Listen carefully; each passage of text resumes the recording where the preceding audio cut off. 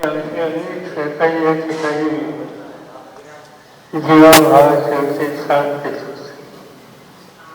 मला आठवते शंकर फाटी असो, नारायण समाधी फाटी असो, अनेकांची साथ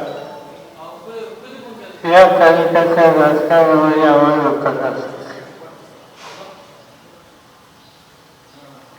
माळेगाव साखर कारखान्यात सुद्धा तुमचं गाव हे महत्वाचं गाव आहे.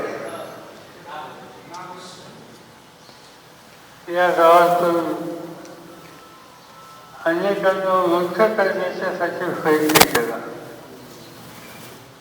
त्यांना उंच्या जागा दिल्या, तालुक्याच्या जिल्हा जिल्ह्याच्या जिल्हा. अपेक्षा ही आहे की सत्ता येते आणि सत्ता जाते सुद्धा. आलेली सत्ता ज्या माणसांनी आपल्याला शक्ती दिली त्या लोकांच्या जीवनात बदल करण्यासाठी वापरली, तर लोक त्याची आठवण ठेवतात. आणि तो विचार न करता गावातल्या फाशीवादीला त्यांना या भागातल्या लोकांच्या संसारात काही ना काहीतरी मदत करणं ही जबाबदारी ज्याच्या हातात सत्ता येते त्याची आहे. म्हणजे त्यांनी आपलं भलं करण्याचं ठरवलं, त्याचे आपलं भलं करणारे तात्पुरते यशस्वी होतात. पण लोक हे विसरत नसतात. या देशामध्ये मी नेहमी सांगतो, लोकशाहीचं राज्य,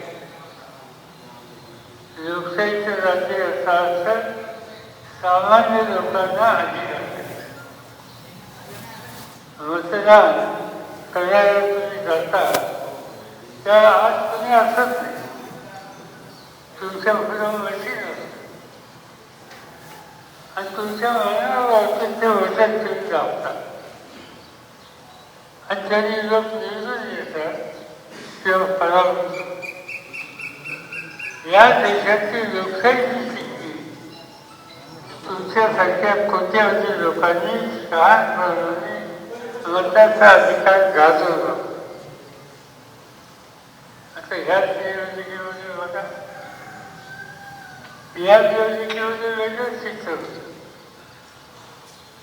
गावचे नेते होते, ते कुठे होते पुन्हा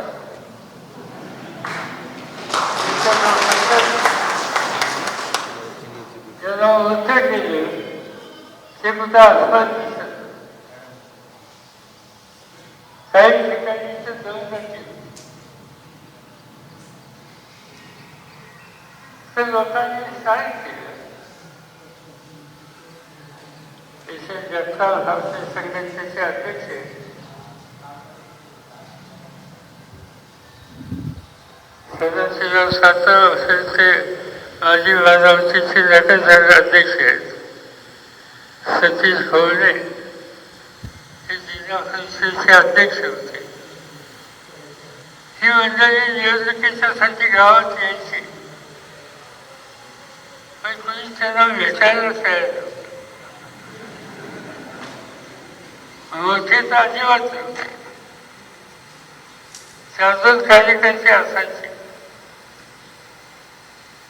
पण मतदान ज्या दिवशी झालं, मतमोजणी झाली, तेव्हा कळलं की गाव मोठ्यांच्या हातात नाही.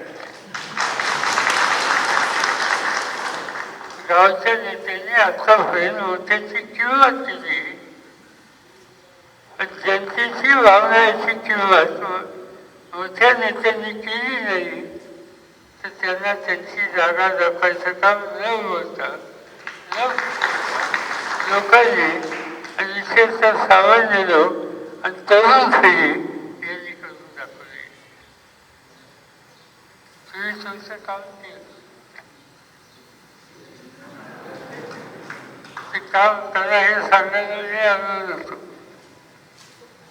पण तुम्हाला माहीत होतं काय करायचं. असं आम्हा लोकांची जबाबदारी आहे. लिलावाबाबतचे काही प्रश्न आहेत ज्याचा उल्लेख या ठिकाणी आधीच्या वक्त्यांनी केला.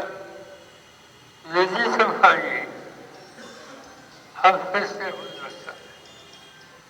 एकेकाळी या नदीमध्ये मी बंधारे बांधले. त्याचा सुरुवातीला फायदा झाला. तर आता नीलेची एक कंपनी आहे जुपिटर नावाची. त्याच्याखाली सोयीसर करताना त्याच्याखाली आपलं मालेगाव करताना आणि कारखानदारी आपल्या हिताची आहे. पण नदीचं पाणी खराब करण्यामध्ये यांचा वाटा मोठा आहे आणि त्यासाठी काही ना काहीतरी करावं लागेल.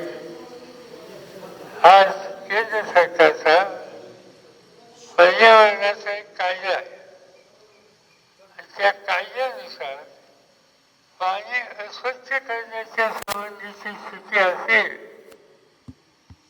तर त्याच्या बाबतीत सक्त कारवाई करण्याचा अधिकार केंद्र आणि राज्य सरकारला आहे.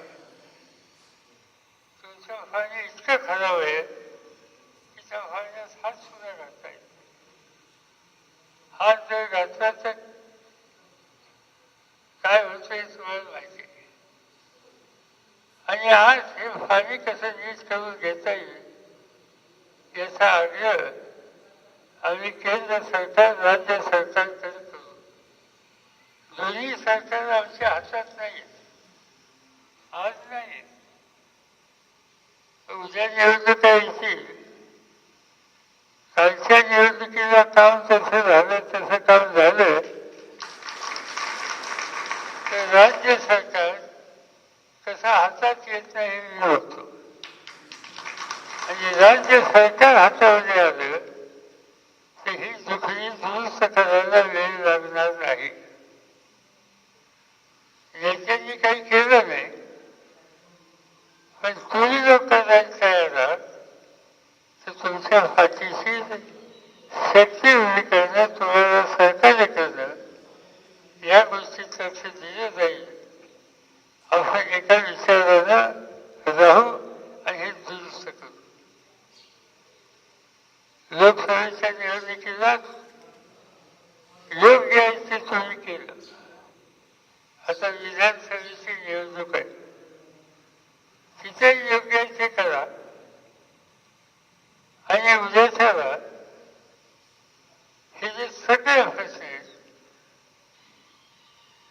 मग ते या तालुक्याचे असतील, खाली इंदापूर तालुक्याचे असतील, हे जे पाणी खराब आहे ते निळेपासून ते खालपर्यंत सगळीकडे याचा त्रास आहे आणि या संबंधीचे निकाल राज्य सरकारला घ्यायला लावावे लागतील.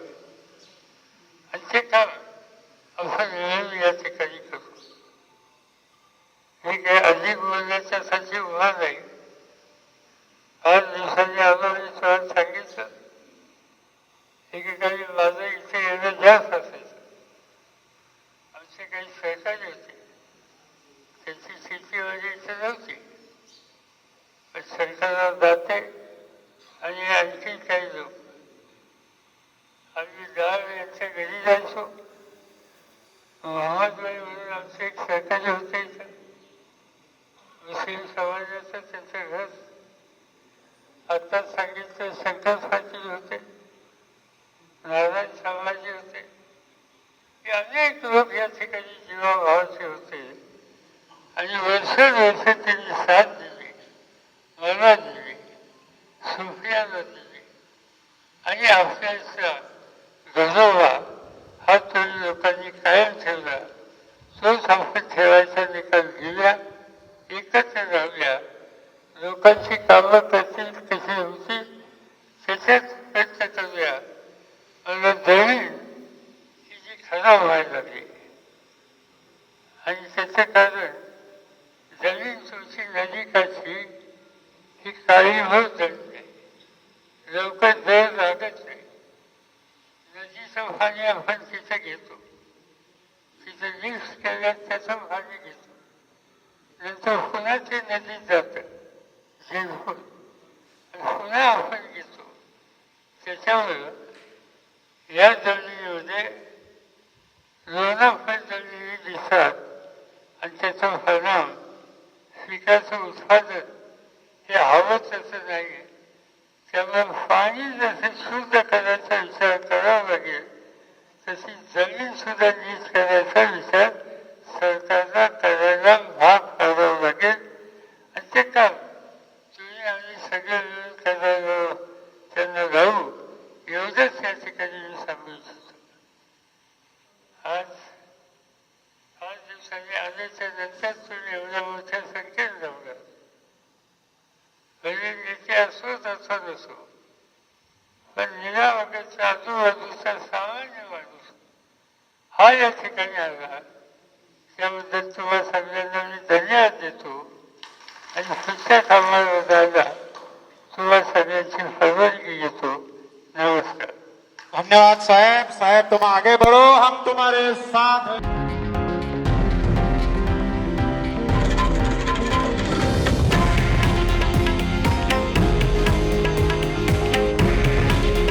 हे आहे देशातील नंबर 1 न्यूज नेटवर्क आणि आपण पाहत आहात TV9 मराठी.